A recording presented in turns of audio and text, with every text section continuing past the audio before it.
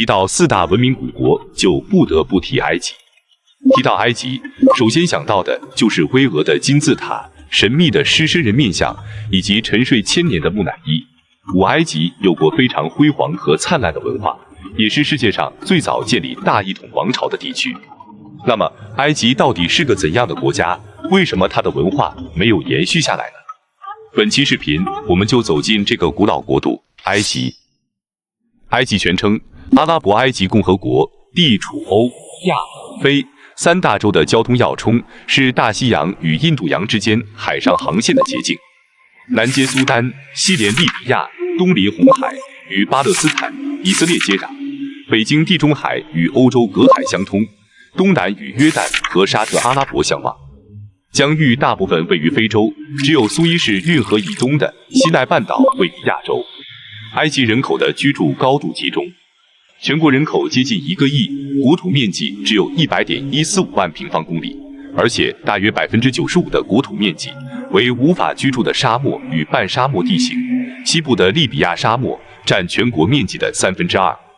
因此，埃及人口有将近1半，集中在面积约2.4万平方公里，也是埃及最富庶的尼罗河三角洲地区。其中，首都开罗地区的人口就高达近2000万，约占全国人口的近1/4。海岸线长2700多千米。苏伊士运河沟通了大西洋与印度洋，战略位置和经济意义都十分重要。2021年，通过苏伊士运河的船舶数量高达2万多艘，埃及收取的通行费一年就达到63亿美元。世界第1长河尼罗河从南到北流贯全境，埃及段长1350公里，两岸形成宽约3至16公里的狭长河谷，并在首都开罗以北形成2.4万平方公里的三角洲。在尼罗河的影响下，两岸谷地形成了面积为1.6万平方公里的绿洲带，也是埃及人集中居住和生活的地方。埃及的历史非常久远，公元前3200年，中国还是新石器时代，尧舜禹禅让的时候，埃及就建立了第一个奴隶制国家，经历了早王朝、古王国时期、中王国时期、新王国和后王朝时期，共31个王朝。此时也是埃及最为鼎盛的时期。直到公元前525年，也就是中国的春秋时期，埃及被波斯帝国所灭，成为波斯帝国的一个行省。在此后的1000多年间，埃及相继被马其顿王国和罗马帝国征服。公元641年，也就是唐僧在那烂陀4求法的同时期，阿拉伯人入侵了埃及，埃及从此逐渐被伊斯兰化，古埃及文化也逐渐退出历史舞台。1517年，埃及被奥斯曼土耳其征服，成为了奥斯曼帝国的埃及行省。1882年被英军占领后，埃及成为了英国的保护国。1922年，英国宣布埃及成为独立国家，但保留对国防、外交、少数民族等问题的处置权。1958年，埃及同叙利亚合并，成立了阿拉伯联合共和国。1961年，由于叙利亚的退出，阿拉伯联合共和国宣布解散。1971年9月1日，埃及改为现在的国名阿拉伯埃及共和国。那么，为什么说埃及的文明没有延续呢？从公元前525年，埃及被波斯帝国征服开始，在此后2000多年的时间里，5大帝国轮番在埃及的土地上统治，5、6种文化与埃及文化进行碰撞，外来文化逐渐开始生根发芽，使埃及逐渐成为一个以伊斯兰文化为主、其他文化为辅的融合体。曾经无比辉煌的太阳神文化、金字塔文化，永远地埋藏在了历史的沙海中。此时的埃及人从人种、语言、文化、宗教上与古埃及人已全然不同。因此，在2000多年的历史进程中，古埃及人从人种到文化都已经逐渐消失在埃及古老的土地上。埃及最为人熟知的当属金字塔了。金字塔是法老为自己修建的陵墓。目前，埃及共发现金字塔96座，其中最大的是开罗郊区吉萨的3座金字塔。大金字塔是第4王朝第2个国王胡夫的陵墓，建于公元前2690年左右，限高136.5米，底座每边长230多米，三角面斜度51度，塔底面积5.29万平方米。塔身由230万块石头砌成，每块石头平均重2.5吨。据说是由10万人用了20年的时间才得以建成。第二座金字塔是胡夫的儿子哈布拉国王的陵墓，建于公元前2650年，比前者低3米，但建筑形式更加完美壮观。塔前建有庙宇等附属建筑和著名的狮身人面像。狮身人面像的面部参照哈夫拉，身体为狮子，高22米，长57米，雕像的一个耳朵就有2米高。整个雕像除狮爪外，全部由一块天然岩石雕成。第三座金字塔属胡夫的孙子门卡乌拉国王，建于公元前2600年左右，高度66米。埃及金字塔至今还有很多的未解之谜，看着它，好像看到了古埃及人在向后人说：“给你们一个最简单的几何体，够你们过1000年。”它是一本用石头写成的书，是有形的文明，是无字的历史。石头无言，犹如天道无言；石头有情，金字塔是正午。本期视频就到这里，喜欢的话不要忘了点个关注，感谢观看，下期再见。4大文明古国的古巴比伦到底在哪？为什么古巴比伦被称为冒犯上帝的城市？为什么它的文化也没有延续下来？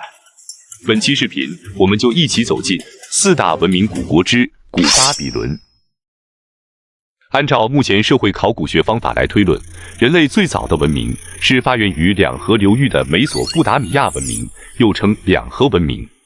两河指的是底格里斯河和幼发拉底河。在犹太人和希腊人的笔下，美索不达米亚是一个人人向往的天堂，圣经中的伊甸园就在这里。大约公元前4000年左右，苏美尔人到达了两河流域。公元前3500年左右，苏美尔人在这里先后建立了众多的奴隶制城邦，期间不断的出现政权更迭，使国家一直处于无序状态。又经历了上千年的混战，终于出现了一位像秦始皇一样的人物——汉谟拉比。约公元前1792年，中国夏朝时期，汉谟拉比继承了其父王的权利，成为阿摩利王朝的第6位君王。他自称是月神的后裔。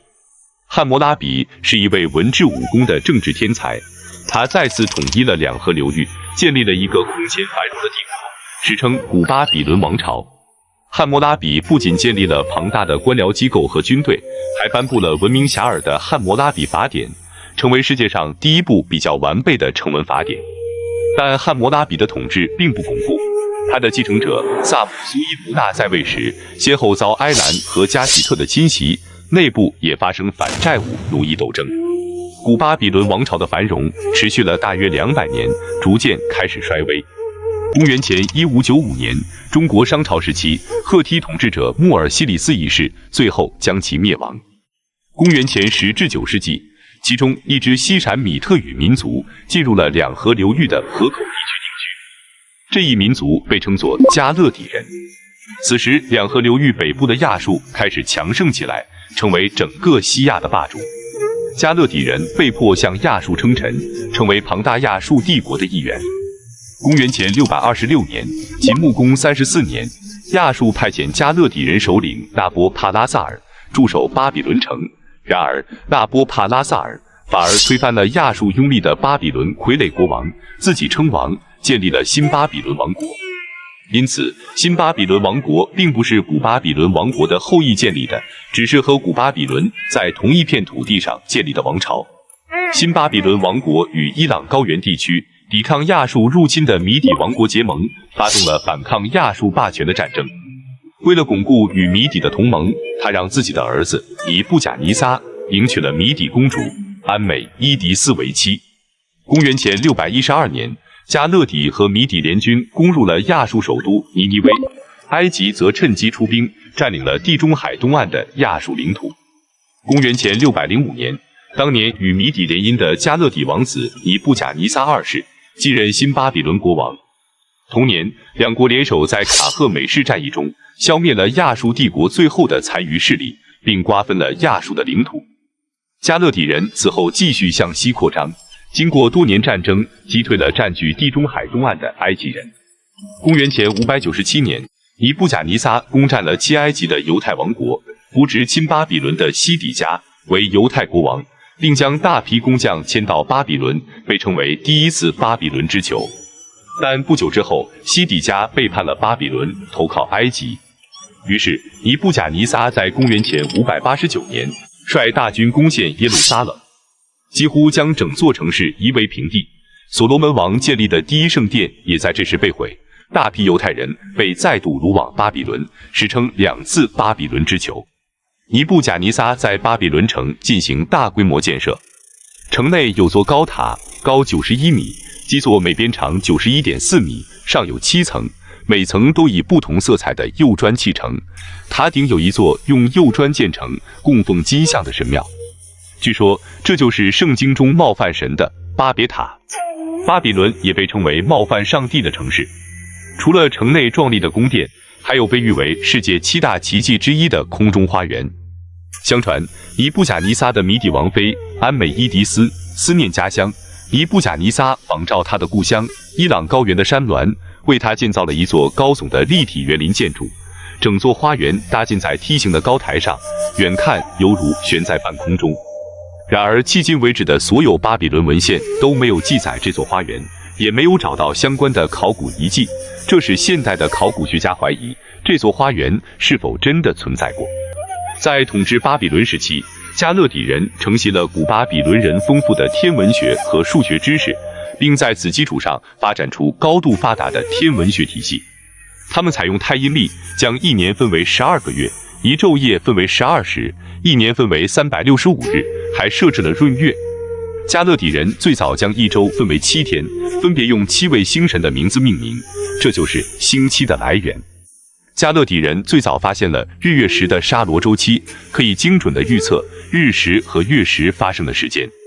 他们还承袭古巴比伦人的做法，将天上明亮的星星联系，并具象化为星座，后来被希腊人引进吸收，成为现代天文学星空划分的最早标准。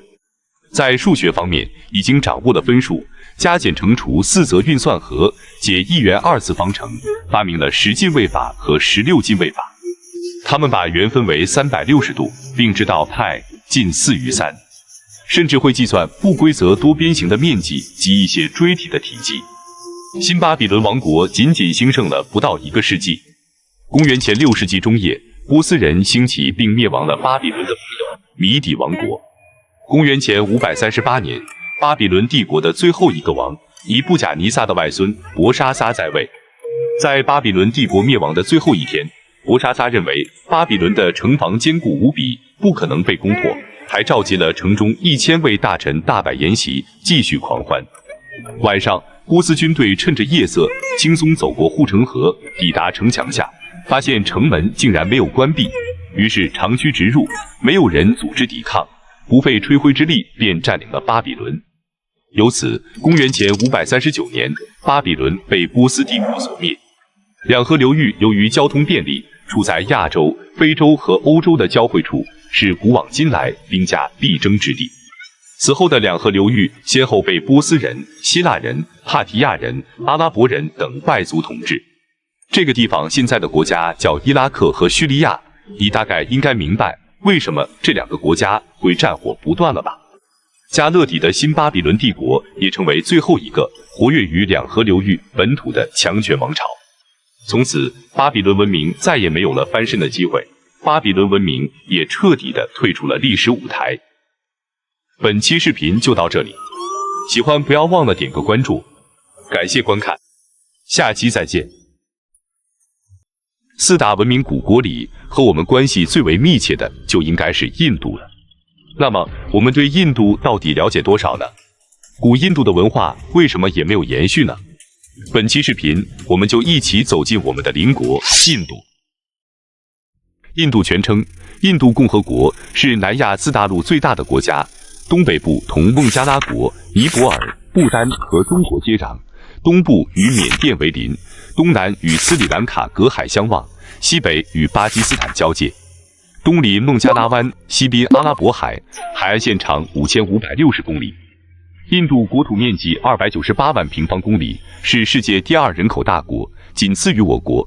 2020年人口13.8亿，按照两国现在的人口增长来看，应该用不了几年，印度人口就会超过我国。印度有100多个民族，主体民族为印度斯坦族，约占全国总人口的46.3%。北面有3条大的山脉，分别是喜马拉雅山脉、兴都库什山脉、苏莱曼山脉，南面是印度洋，四面屏障，感觉印度人生活在一个世外桃源里。但如果你仔细看，发现上帝和印度人开了个玩笑，有一个地方并没有堵死，在兴都库什山脉和苏莱曼山脉的交汇处有个大缺口，这就是开伯尔山口。而开伯尔山口面对的西方可都不是省油灯、波斯人、希腊人、阿拉伯人、突厥人。正因为有了这个山口，几千年里，这些人轮番从这里跑进来，在这块原本是世外桃源的土地上搅得七荤八素。看完外围，我们再看看里面。北方是平原，有2条大河，分别是印度河以及神奇的恒河。印度河发源于我国西藏冈底斯山以西，上游叫狮泉河，流经喀什米尔、巴基斯坦，注入阿拉伯海。恒河发源于喜马拉雅山南麓的甘莫克，甘莫克是一座雪山的名字，恒河就是从这座雪山的山洞中冒出来的，流入孟加拉湾。南部是高原。古印度有很多国家，这些强大的国家基本都在北方，也基本都统治不了南方，因此古印度从来就没有统一过。所以说到古印度，并不是国家概念，而是一个地理概念，在这片土地上有众多的国家同时存在。接下来我们走进印度的历史。最早在这里居住着的原住民是达罗毗荼人，这时候诞生了印度最早的文明——哈拉帕文明。哈拉帕文明在达到相当发达和成熟的情况下，由于至今不明的原因而衰落，以致最终彻底消失。公元前1500年，中国商朝时期，第一批从开伯尔山口跑进来的人是雅利安人。他们入侵印度，征服了达罗毗荼人，战败之后的达罗毗荼人顺理成章成为雅利安人的奴隶。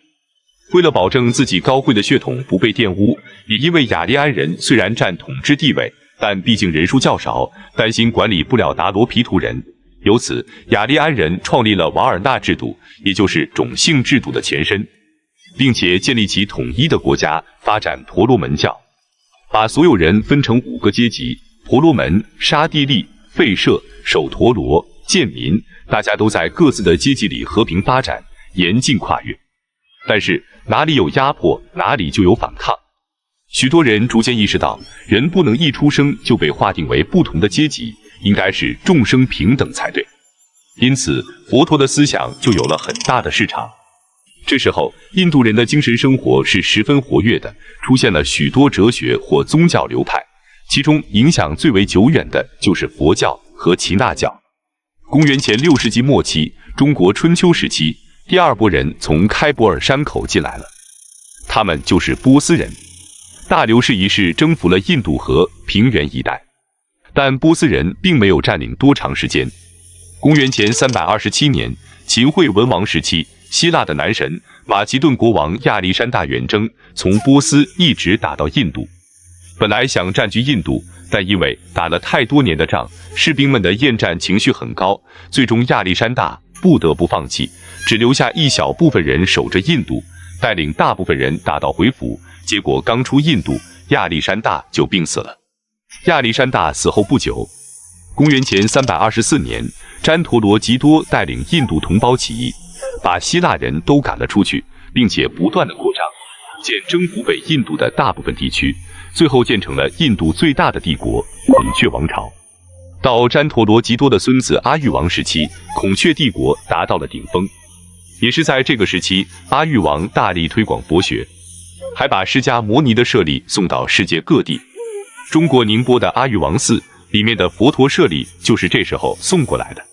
此时印度的疆域非常大，包括现在的阿富汗都是孔雀王朝的地盘，但南方的小国还是没有被征服。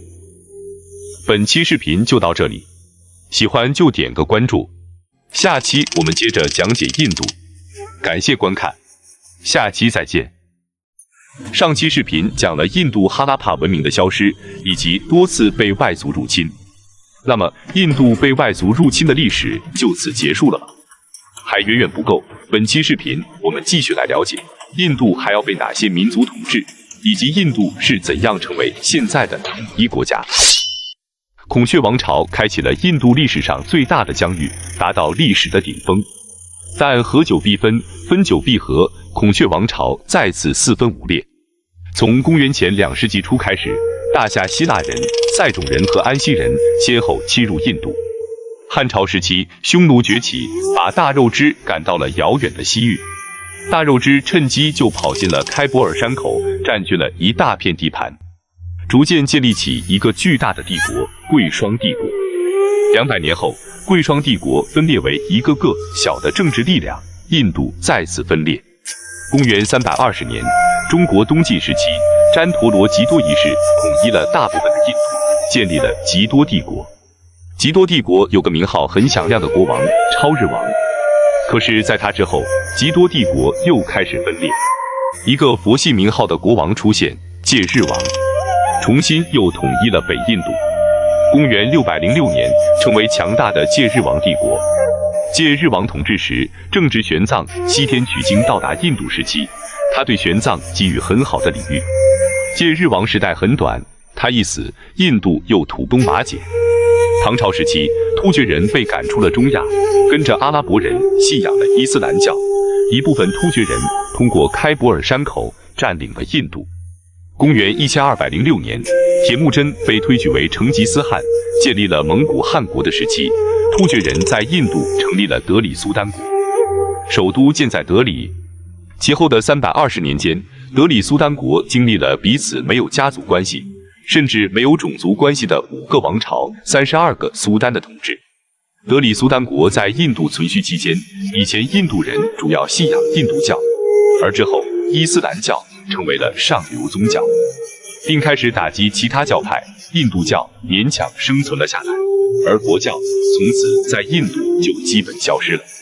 此后，因为德里苏丹国的瓦解造成的权力真空并没有持续很长时间，新的穆斯林征服者很快就出现了。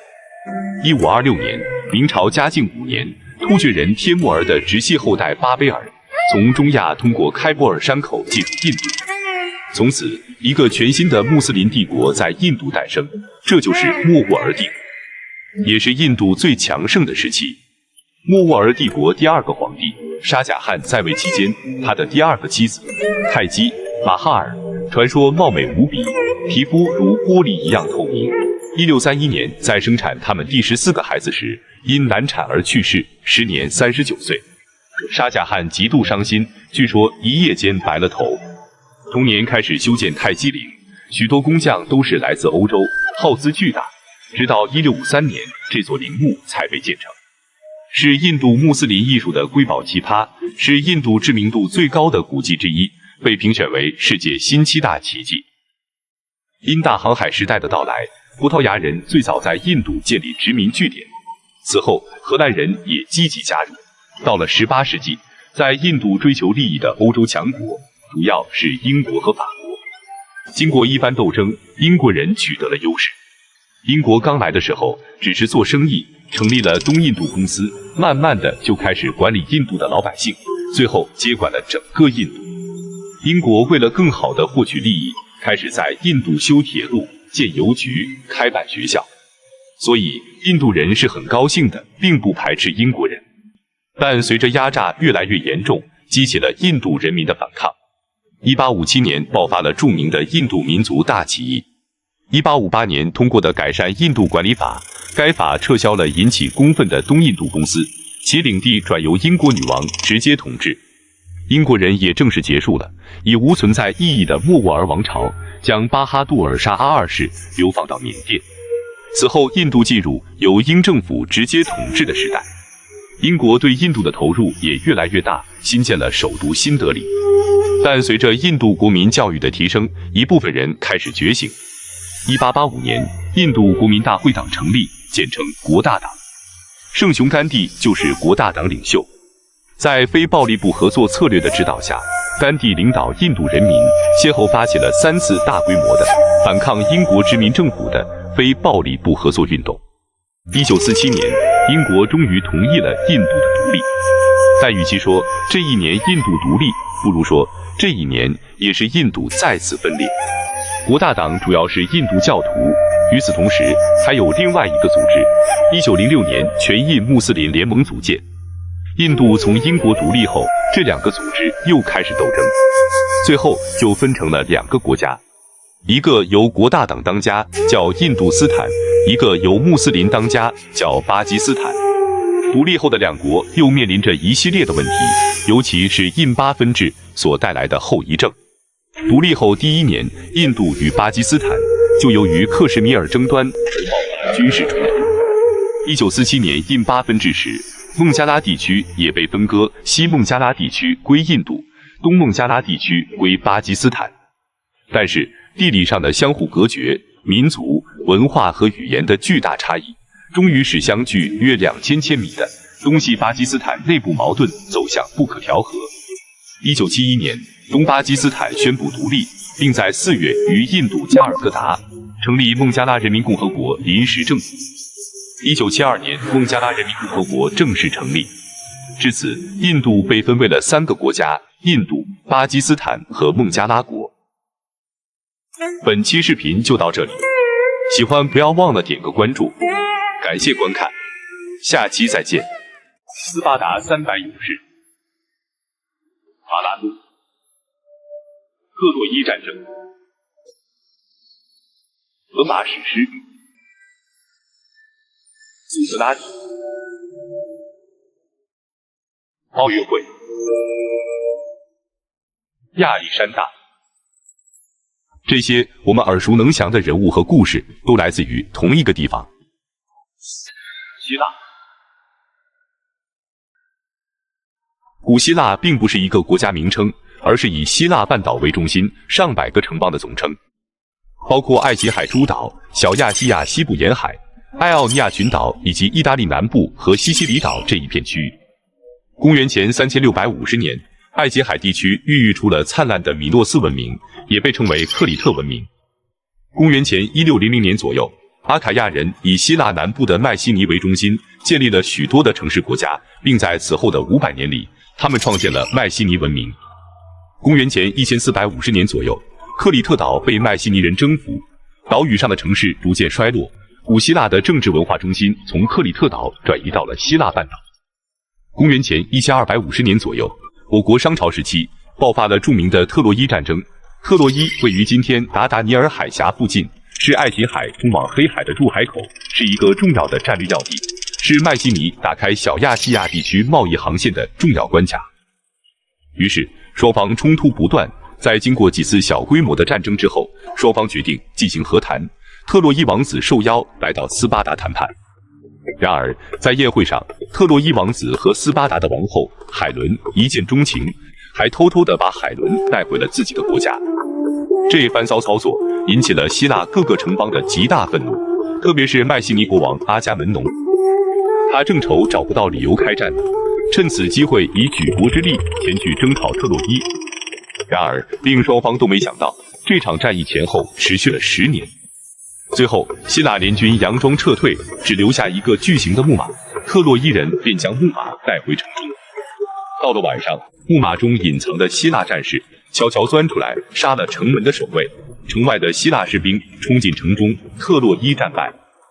特洛伊城被烧成一片灰烬，来人大都被杀死，妇女和儿童卖为奴隶。财宝装进了希腊人的战舰，海伦也被带回希腊。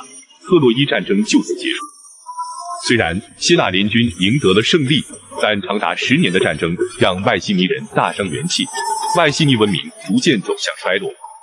特洛伊战争则通过吟游诗人的口口相传、添枝加叶，最终成就了带有神话色彩、以特洛伊战争为主线、著名的荷马史诗。在迈锡尼文明衰败的同时，巴尔干半岛北部的多利安人却逐渐地强盛了起来。公元前1140年，多利安人入侵古希腊。多利安人既没有文字，也对艺术不感兴趣。迈锡尼人所创造的文明，在这些地区也就逐渐的消失了。这一时期为希腊文明的黑暗时代。公元前800年左右，希腊的城邦开始兴起，最著名的2个城邦就是斯巴达和雅典。斯巴达通过吕库古改革，雅典也实行了苏伦改革，使古希腊这片区域在政治、社会、经济等各个方面都取得了长足的进步，古典哲学、剧场、诗歌也有很好的发展。公元前776年，在希腊的奥林匹亚第一次举办了古代的奥运会。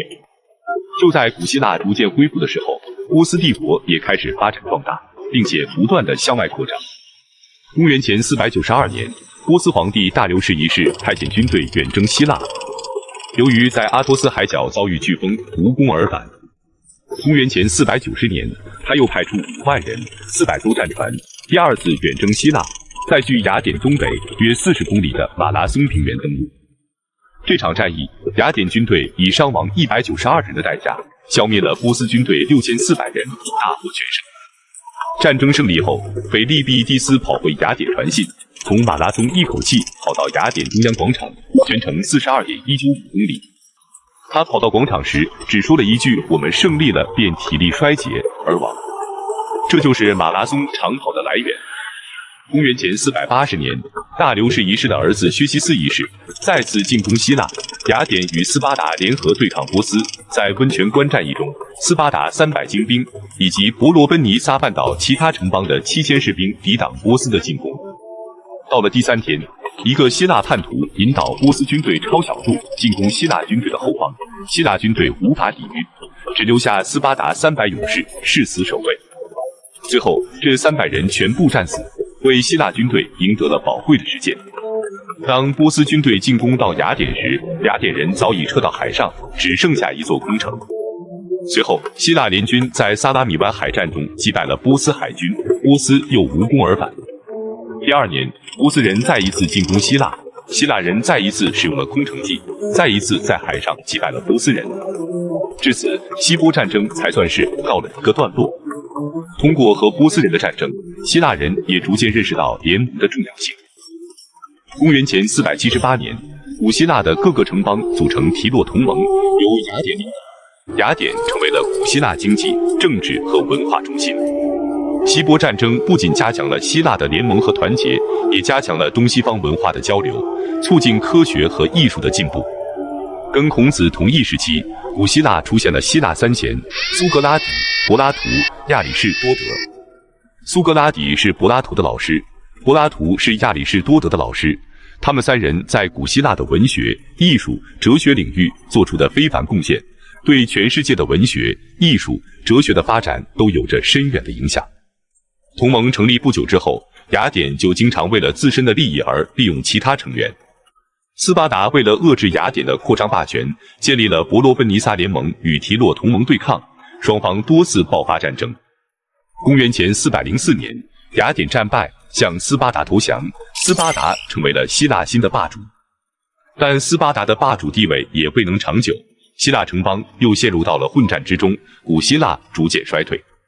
希腊的北部是马其顿，处于希腊文明的边缘，被希腊人视为蛮族。公元前359年，菲利普2世即位后，马其顿逐渐成为了巴尔干地区首屈一指的军事强国。面对马其顿的崛起，希腊建立了以雅典为首的反马其顿同盟。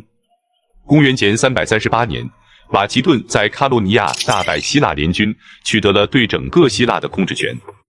公元前336年，菲利普2世遇刺身亡，他的儿子亚历山大即位。亚历山大是古代杰出的军事家和政治家，西方历史上4大军事统帅之首。少年时跟随古希腊学者亚里士多德学习，20岁继位，成为马其顿的皇帝。他即位后，很快就平定了希腊城邦的起义，巩固了政权。公元前334年，他率领大军渡海东征，拉开了他征服世界的序幕。他横扫小亚细亚、中东以及伊朗高原，不费一兵一卒占领埃及全境。公元前330年吞并波斯帝国，公元前329年转战中亚，公元前327年南征印度，到公元前324年西撤为止。亚历山大在13年内征服了约500万平方公里的领土，建立起西起希腊、马其顿，东到印度河流域，南临尼罗河第一瀑布，北至希尔河的大帝国，使马其顿成为当时世界上领土面积最大的国家。公元前323年，亚历山大大帝在巴比伦病逝，年仅33岁。随着他的去世，他建立起来的庞大帝国也随之分裂，古希腊的历史结束，希腊化时代开始。本期视频就到这里，感谢观看，下期再见。